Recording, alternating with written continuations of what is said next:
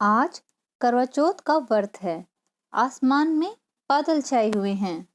चंद्रों के घर उदासी छाई हुई है क्योंकि मिट्टू दशहरे के दिन से गुम है। मिट्टू के बारे में पता करने के लिए ही जमुना काकी चंद्रों के घर आई हुई हैं। चंद्रों छत पर बने मंदिर में भगवान जी की पूजा कर रही है। जमुना काकी, शीतल, ओ बेटा शीतल, कहाँ है तुम्हारी सासू माँ?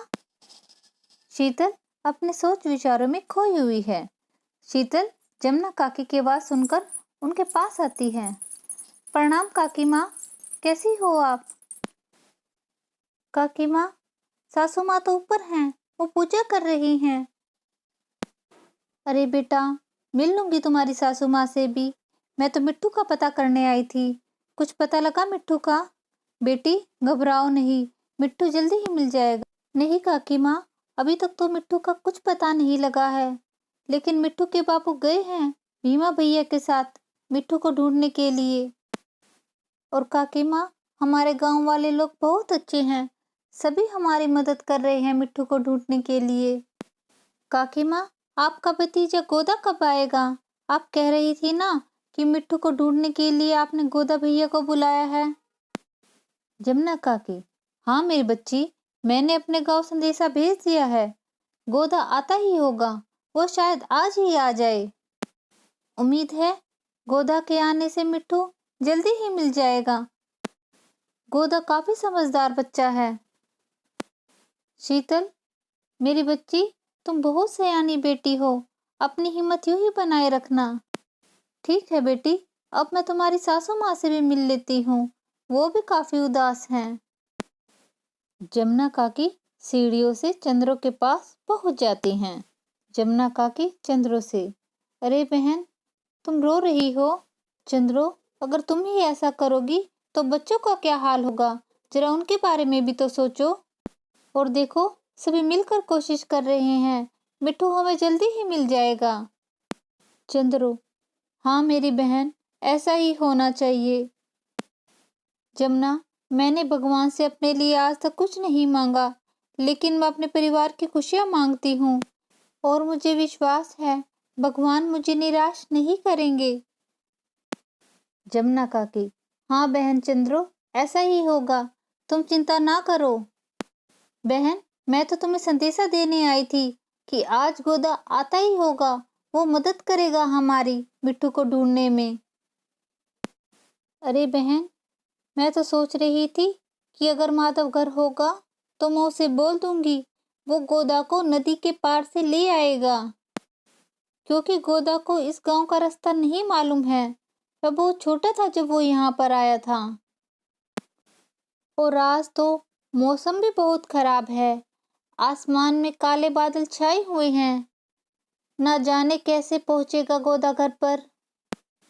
और इधर बसंती खेतों के रास्ते से गांव में औरतों के श्रृंगार का सामान बेचने के लिए जा रही है। रास्ते में बसंती को एक अजनबी इंसान मिलता है। बसंती उस अनजान शख्स को देखकर डर जाती है। अरे देवी जी, घबराइए ना मुझसे, मैं डाकुओं की टोली का सदस्य नहीं हूँ। हा हा हा हा, मैं तो आपसे रास्ता पूछने के लिए इधर आया हूँ। बसंती, छोड़ो मेरा रास्ता, देखने से तो डाकुओं के सरदार लगते हो।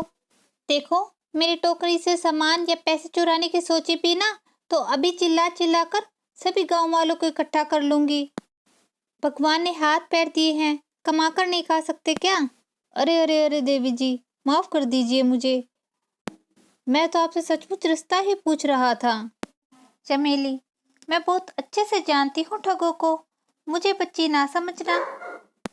अरे, दोपहर होने को आ गई, लेकिन मेरा तो कुछ भी सामान नहीं बिका है। मैं इस घर में चली जाती हूँ, इसमें मुझे एक औरत भी दिखाई दे रही है, क्या पता वो ही मेरा सामान ले ले। सुनिए सुनिए भाभी जी, क्या आपको श्रृंगार का सामान लेना है? मेरी टोकरी में बहुत अच्छा अच्छा श्रृंगार का सामान है, आपको बहुत भाएगा, कृपया करके देख लीजिए, वैसे भी आज करवा चौथ है। शीतल, नहीं बहन, मुझे नहीं चाहिए। बसंती, भाभी जी देख तो लीजिए, मेरा सुबह से कोई सामान ना बिका है।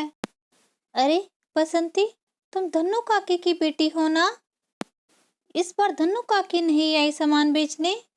ठीक तो है उनकी तबीयत? बसंती, टोकरी नीचे रख लो बेटा। बसंती, भाभी जी, माँ की तबीयत बहुत खराब है, इसलिए मैं आई हूँ इस बार सामान बेचने के लिए। अगर आप मेरा सामान ले लेंगी तो मेरी बहुत मदद होगी। मैं उन पैसों से माँ का इलाज करा दूंगी। भाभी, आज सुबह से कोई सामान ना बिका है, मैं ऐसे ही घूम रही हूँ। देखिए भाभी, कुछ ना कुछ तो ले लीजिए, इसमें कितना अच्छा श्रृंगार का सामान है, आपको बहुत पसंद आएगा। बसंती अपनी टोकरी से सामान निकालकर शीतल को दिखा रही होती है। अरे भाभी, आपकी पायल तो बहुत सुंदर है, ये कहाँ से ली आपने? ये तो आपके पैरों में बहुत सुंदर लग रही हैं।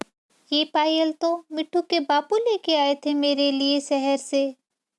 बसंती बेटा, मुझे सामान तो नहीं लेना था, लेकिन तुम्हारी मदद करने के लिए मैं सामान जरूर लूंगी। कुछ ही समय बाद मीना और रूपा चंद्रो के घर व्रत की कहानी सुनने के लिए आ जाती हैं। रूपा, अरे मैं तो सही समय पर यहाँ पर आ गई। फेरी वाली मनियारन बहुत अच्छा श्रृंगार का सामान लेकर आई हुई है, चलो मैं भी जाकर देखती हूँ। अरे मीना, अकेले अकेले ही आ गई, मुझे बुलाकर भी नहीं लेके आई। अरे वाह, ये तो बहुत अच्छा श्रृंगार का सामान है, मुझे भी चाहिए। बसंती, हाँ ले लो भाभी, बहुत सारा है, मेरे पास चूड़ियाँ और झुमके भी हैं। बसंती, मैं तो ये मंगलसूत्र लूंगी, मुझे तो ये पसंद आया। मुझे झुमके और बिंदिया भी दिखा दो साथ में। और काली मेहंदी हो तो काली मेहंदी भी दे देना बहन, मेरे तो बाल भी सफेद हो गए हैं। बसंती, हाँ भाभी, है मेरे पास ये सामान, अभी दिखाती हूँ। बसंती बेटा, मुझे ये मांग टीका दे दो, मुझे ये पसंद आया। मीना, शीतल, रूपा, रंगोली, ये सभी मिलकर बसंती का सारा सामान खरीद लेती हैं। आपका बहुत बहुत धन्यवाद भाभी, आपकी वजह से मेरा सारा सामान बिक गया है। अब मैं इन पैसों से अपनी माँ का इलाज करा सकती हूँ। सभी औरतें आंगन में खड़ी हुई हैं कि तभी एक अनजान शख्स घर के अंदर आता है। अरे, स्वागत नहीं करोगे हमारा? सभी औरतें उसे देखकर हक्की बक्की रह जाती हैं। रूपा, अरे भाई, तू है कौन, काहे का स्वागत तेरा? अरे भाभी, पहचाना नहीं क्या आपने मुझे? मैं तो आपको देखते ही पहचान गया, आप रूपा भाभी हो ना? रूपा, तैयारी तैयार, तूने मेरा नाम कैसे जाना? सही सही बता भाई, तू कौन है और यहाँ क्या करने आया है?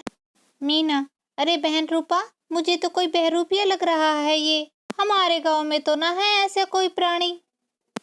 बता भाई, तू कौन है और क्या करने आया है यहाँ? बसंती, भाभी, मुझे तो ये लुटेरा लग रहा है। चंद्रो, अरे बहन जमुना, नीचे कैसा शोर हो रहा है? लगता है नीचे कोई आया है, चलो चलकर देखते हैं। जमुना, हाँ बहन, चलो नीचे चलते हैं, देखते हैं कौन आया है। जमुना, बहन पहले मैं चलती हूँ, मैं शरीर से भी जो भारी हो गई हूँ, धीरे धीरे चलती हूँ। चंद्रो, हाँ बहन चलो, मैं भी आ रही हूँ तुम्हारे पीछे पीछे, ध्यान से चलना। चंद्रो और जमुना काकी सीढ़ियों से नीचे आ जाती हैं। प्रणाम चंद्रो बुआ। प्रणाम जमुना बुआ, कैसी हो आप? बुआ, आपने मैं पहचाना या नहीं, या आप भी मुझे डाकू लुटेरा समझ रही हो? मैं हूँ आपका गोधा।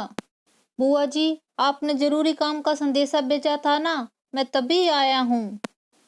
बुआ जी, मुझे तो रास्ता भी मालूम ना था, बड़ी मुश्किल से घर पहुंचा हूँ, और यहाँ अपने ही घर के लोग नहीं पहचान रहे मुझे।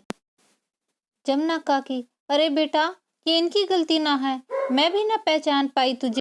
अरे बेटा गोधा, ये क्या भेष बना रखा है तूने, मुझे भी अब पहचान में आया है तू। बसंती, गोधा जी मुझे माफ कर दीजिए, मैंने आपको डाकू लुटेरा समझा। गोधा, कोई बात नहीं, छोटे छोटे गांव में ये बड़ी बड़ी बातें होती रहती हैं। हा हा हा हा हा हा। चलो ये भी भगवान का शुक्र है कि आपने मैं पहचान तो लिया। हा हा हा हा हा। अब सार निश्चिंत हो जाइए, मैं जो आ गया हूँ, और अपने करवा चौथ का त्योहार बनाइए। ऐसे ही रात हो जाती है। आसमान में करवा चौथ का सुंदर सा चांद निकला हुआ है। आसमान में बादल होने की वजह से चांद कम दिखाई दे रहा है। माधव, अरे गांव की ऊंची वाली पहाड़ी पर जाकर देखता हूँ, वहां से साफ दिखाई देगा चांद। शीतल भूखी जो है, पूरा दिन हो गया उसने कुछ भी नहीं खाया है। थोड़ा ऊपर पहाड़ी पर जाकर देखता हूँ, वहां से सही दिखाई देगा चांद। यहाँ से साफ दिखाई दिया तो यही बुला लाऊंगा शीतल को। घर के पास ही तो है ये पहाड़ी।